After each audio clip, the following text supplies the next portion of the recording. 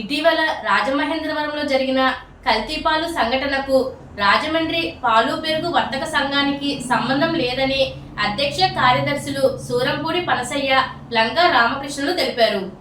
ఈ సందర్భంగా జరిగిన మీడియా సమావేశంలో వారు మాట్లాడుతూ, రాజమహేంద్రవరంలో కల్తీపాలు సంఘటన సంబంధించి కోరుకొండకు చెందిన పాల వ్యాపారి గణేష్ మా సంఘ సభ్యుడు కాదని తెలిపారు. ఈ సంఘం 1946 నుండి ఇప్పటి వరకు ఎటువంటి సమస్యలు లేకుండా నిర్విరామంగా నడుస్తుందని అన్నారు. ప్రస్తుతం మా సంఘ సభ్యులు 900కు పైగా ఉన్నారని వారు తెలిపారు. రాజమండ్రి దగ్గరలో గ్రామాలు 50 కిలోమీటర్లు పైబడి చుట్టుపక్కల గ్రామాల్లోకి వెళ్ళి రైతుల దగ్గర పాలు సేకరించి నాణ్యమైన పాలను రాజమండ్రి ఖాతాదారులకు, వినియోగదారులకు, హోటల్స్కు సరఫరా చేస్తున్నామని వారు తెలియజేశారు. ఈ మీడియా సమావేశంలో సంఘ సభ్యులు వరగోశాల గోవింద్, జగ్గు శ్రీను, కొత్తగడ, నల్లజర్ల నాగు, నంద్యం నాగవరప్రసాద్, పాల మాంది, గనిశెట్టి రాంబాబు, పూసల వెంకట్రావు, మన్నే నాగేశ్వరరావు, అడ్డగర్ల ఈశ్వర్, పెంటపాటి సుబ్బు, అల్లాడ సత్యబాబు, ఆరేపల్లి నాగరాజు తదితరులు పాల్గొన్నారు.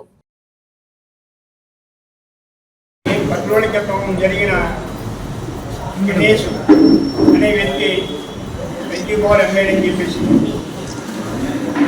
మీడియా ద్వారా తెలియజేయడం అయ్యింది. ఆ సంఘటన తెలిసిన తర్వాత అతను సంఘ సభ్యుడే కాదా అన్న మేము నిర్ధారణ చేసుకున్నాం. అతను సంఘ సభ్యుడు కాదు. అయితే మేము మీడియా వరకు మొత్తం చెప్పడం జరిగిందండి గతంలో కూడా. ఇప్పుడు విషయం ఏంటంటే, అతను చేసిన కల్తీ కేనపాలు కలిసిందని, పిచ్చి ద్వారా జరిగిందా, కల్తీ ద్వారా జరిగిందా అని గవర్నమెంట్ వారు నిర్ధారిస్తున్నారు. నెక్స్ట్ మా ఇప్పుడు ప్రజెంట్ బయట ఈ కంపెనీ ప్యాకింగ్ ఉన్నాయి కదండి, వాళ్ళు ఏమన్నారంటే ప్రైవేట్ పాలు వాడద్దు, గేదె పాలు వాడద్దు అని చెప్పేస్తున్నారండి. ఎందుకని ఆ ఒక్క చేసిన వ్యక్తి పని గురించి ఈ మాట చెప్పడం జరుగుతుంది. కాకపోతే ఇది 1946లో పుట్టిన సంఘం అండి. 46లో ఈ కంపెనీలన్నీ ఏమీ లేవండి. విశాఖ కానీ, తిరుమల కానీ, ఎల్టీజీ కానీ, ఈ తర్వాత దొడ్డ కానీ ఏ కంపెనీ అంటే కూడా లేవండి. ఆ రోజుల్లో పాల వర్తకులు విజయ కంపెనీ, విజయ ఫ్యాక్టరీ ఉండేదండి. విజయ్కి పాల వర్తకులు పోటీ పడి ఈ విజయ పాల వర్తకులు పోసిన పాలు, ఒరిజినల్ పాలకి పట్టుకోలేక ఆ కంపెనీ మూత కూడా పడిందండి. మూత పడిన తర్వాత మళ్ళీ వైఎస్ రాజశేఖర రెడ్డి గారు కొంత అమౌంట్ రిలీజ్ చేయరు, మళ్ళీ రిలీజ్ అయింది. అది కూడా అంత మాత్రం నడుపుతుంది. ఆ రోజు ఎంతమంది అయితే నెంబర్స్ ఉన్నారో ఈరోజు కూడా అంతమంది నెంబర్స్ ఉన్నారు. ఈ సంఘం తయారవడానికి పుట్టడం సంఘం అంతా కూడా ఏకగట్టిగా నడిచి నడిచి ఒకే మాట మీద ఎవరు నడుచుకుంటూ పాల్గొట్టుకోడు. ఒకరికి ఏదైనా కష్టం వస్తే ఈ సంఘం మాకు పెద్దలు తెలియజేయటం, మేము ఇబ్బంది లేకుండా ఎవరు చేయటం అని చేసుకోండి.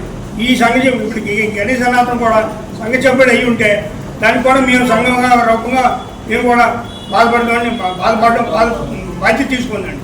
అయితే ఈ గణేష్ అనాథం పాల్పోయటం వల్ల 100 మంది పోవటం అన్నది చాలా బాధాకరమైన విషయం ఉండేది. అది మేము మాకు కూడా మా పాల్గొట్టులు కూడా ఎవరికి కూడా సహించలేని బాధాకరమైన సబ్జెక్ట్ జరుగుతుందండి. అయితే ఈ గవర్నమెంట్ వారు కూడా ఏం జరిగింది, ఎలా జరిగింది అన్నప్పటికీ వచ్చి నిరూపించలేకపోయారు. నిరూపణ లేదండి. నిరూపణ లేకపోతే ఆయన ఏదో సెంట్రల్ జైలు వేసారు, కార్యక్రమం జరిగింది, అంతవరకు జరిగిందండి. అయితే ఇప్పుడు ప్రజెంట్ అయితే ఈ విజయ డైలీ చైర్మన్ గారు మొన్న మాటలో ఏం మాట్లాడారంటే, ప్రైవేట్ పాలు వాడద్దు, ప్రైవేట్ పాలు కల్తీ అని చెప్పాను. ఈ గేదె పాలు అండి, ఒరిజినల్ గేదె పాలు. ఈ 8 గంటలు నేను గేదె పాలు తీసిన తర్వాత ఈ గేదె పాలు 8 గంటల తర్వాత పొయ్యి మీద పాలు పెడితే పాలు ఇరిగిపోతాయండి. పాలు ఆగండి. అయితే ఈ ప్యాకెట్ పాలు 30-20 గంటలు, 12 గంటలు, 15 గంటలు, 18 గంటలు, 36 గంటలు కూడా అవుతాయండి. అందులో మరి ఏ కలుపుతున్నారో వాళ్ళకి తెలియదు. మామూలుగా అయితే ఏ కల్తీ లేదని, ఏమీ లేదండి.